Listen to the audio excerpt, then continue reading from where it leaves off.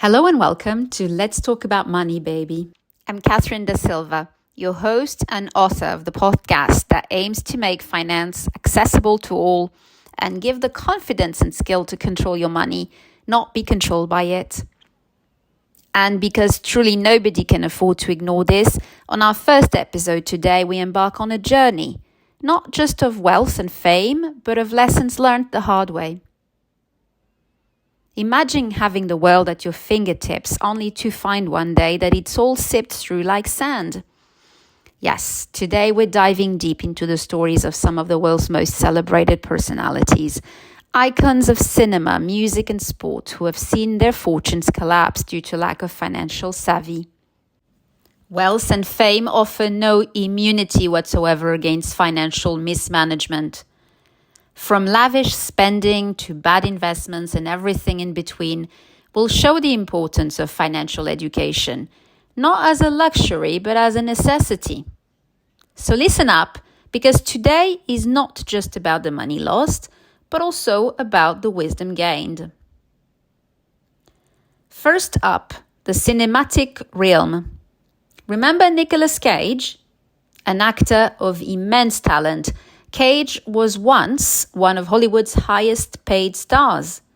Yet he managed to spend a $150 million fortune on extravagances, including castles, islands, even a dinosaur skull, believe it or not.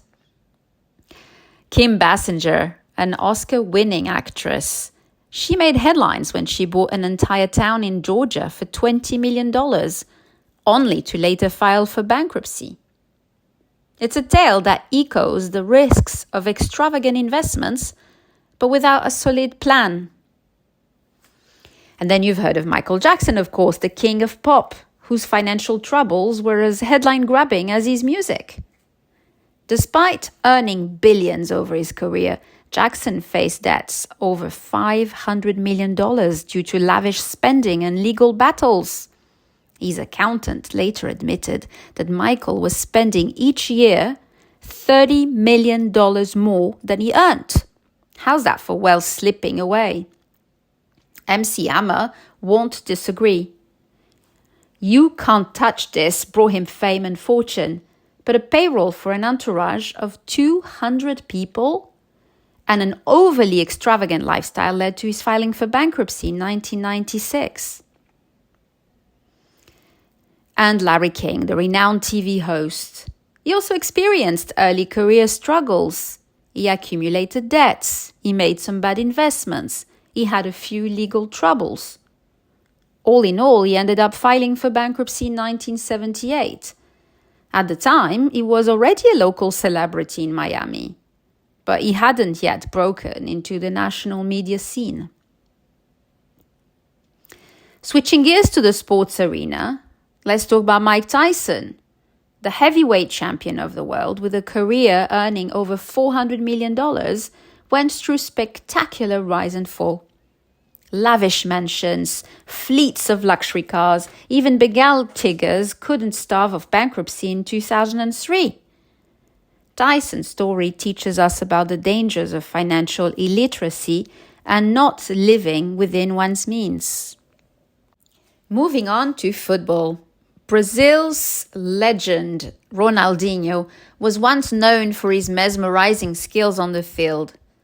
But off the field, he was grappling with debts up to £1.75 million by 2018 and hefty fines for illegal construction in a protected area in Brazil.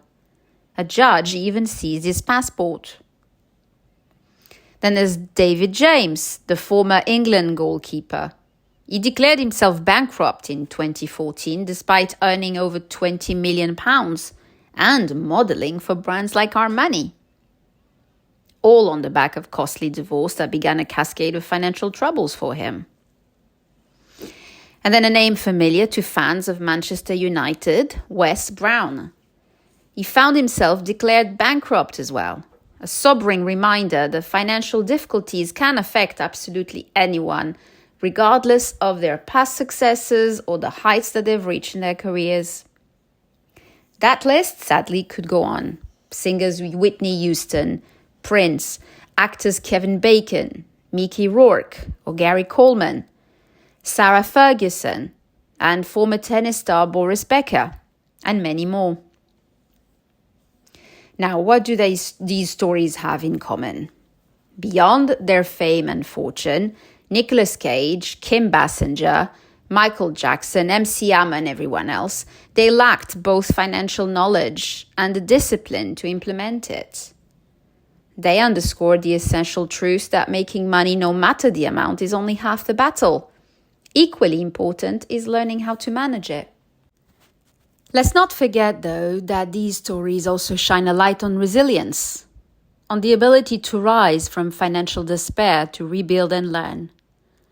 Learning from their mistakes, getting financial education and guidance, some have managed to recover, at least partially. Here are a few pointers on how they achieved it. Let's start with Nicolas Cage first. Despite his spectacular spending, Cage has managed to bounce back through a combination of restructuring his finances, choosing roles strategically, and living more within his means. So he started off by liquidating a significant portion of his assets, including several homes across the world, from a medieval castle in Germany to historic homes in New Orleans and luxury properties in Las Vegas and Los Angeles. The sales helped pay off some of his debts and reduce some ongoing expenses. He rethought his whole financial affairs, including setting up more sustainable spending habits, creating a budget to manage expenses better, devising a plan to systematically pay off his debts, including his tax liabilities, to avoid a repeat of his past. And he stuck to his new plan. Finally, he took up more work, numerous film roles to generate income. Unlike many actors who might be selective about their roles, Cage adopted a strategy of working consistently in various movie projects, including independent films and direct-to-video releases. This work ethic helped ensure a steady stream of income to tackle his financial obligations. More recently, he could afford to be more strategic in his project selection. Larry King now. After filing for bankruptcy early in his career, King focused on rebuilding his financial life step by step. First, he prioritized his debts and started living within his means, with professional financial support. Then he became more prudent with his money. He started effectively managing his income, building some savings and investments. And last, he concentrated on what he did best, rebuilding his career in television and radio broadcasting. His skills and his perseverance eventually led to his breakthrough on a national level, eventually returning to a position of financial stability and success. So, what lessons can be learned from their stories? First, resilience is key. King's ability to bounce back from financial and personal setbacks is down to acknowledging and learning from his mistakes, but also overcoming what can feel like huge challenges. Second, focus on your strengths. By concentrating on their strengths and their career, Cage and King were both able to rebuild their professional lives and increase their earnings substantially, in turn helping their financial situation.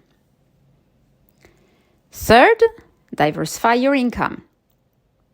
King created multiple income streams through a show, speaking engagements, a book deal, various endorsements. Okay, not all of us can get endorsements or book deals. How could we replicate that? Okay, we may not have a show or a book deal, but think about real estate, the stock market, maybe a side hustle that you could take up one notch. If we think about real estate first, investing in rental properties can provide a steady stream of passive income. You may have some capital to invest and can benefit from real estate's potential for appreciation, tax deductions, and rental income. Consider properties in stable or growing markets. Consider investing in social housing, perhaps, so you can invest for impact as well as returns. If hands-on management isn't your thing, look into turnkey properties or property management services for help. And if that is still too much for you, but you are interested in real estate nevertheless, you could look into REITs. They're real estate investment trusts. Then they offer a way to invest in real estate through the stock market. REITs pay out most of their taxable income as dividends to shareholders, which provides a passive income stream. Perhaps instead you have expertise in a particular area and you really enjoy sharing it with others. Why not create an online course then, or write an ebook to generate some passive income? Topics such as career development, personal growth, hobbies, or specialized knowledge areas can be particularly appealing. Once created, these digital products can then be sold repeatedly without much additional effort. Or look at the stock market. Investing in stocks that pay dividends can create a source of regular passive income. They call dividend-paying stocks. And dividend-paying companies are often well-established, which might appeal to the more risk-averse investors. Building a diversified portfolio of dividend stocks can help manage your risk too. Taking risk might not be your thing, and that's okay too. High-yield saving account and CDs might provide a solution if that's the case. While the returns might be more modest, they offer a risk-free way to generate some level of passive income through interest earnings. These can be a good option for part of a portfolio if you want to keep in lower risk assets. Ultimately, it's all about starting to take control of your money, not letting money be in charge. So how can one navigate out of a financial quagmire? It starts with acknowledging the situation, facing the numbers head-on, and seeking professional guidance. Investing in financial education is paramount too. Your financial education. Understanding the basics of personal finance, from budgeting to investing, can transform one's financial destiny. It's about empowering yourself with knowledge to make informed decisions and to avoid past mistakes. And then resilience, of course, it plays a crucial role. It requires patience, perseverance, and a positive mindset. Remember, it's not about how many times you fall, but how many times you get back up. So this, dear listeners, wraps up today's episode. Thank you for listening. If you found inspiration in these stories, share this episode and don't forget to subscribe for more empowering financial narratives. Reach out on social media or leave us a review. And join us as well next time on Let's Talk About Money, Baby, as we continue to make financial education accessible to a greater number of women. We're offering insights and lessons to help you become financially confident, competent, and financially empowered. Bye for now. Hello and welcome to Let's Talk About Money, Baby.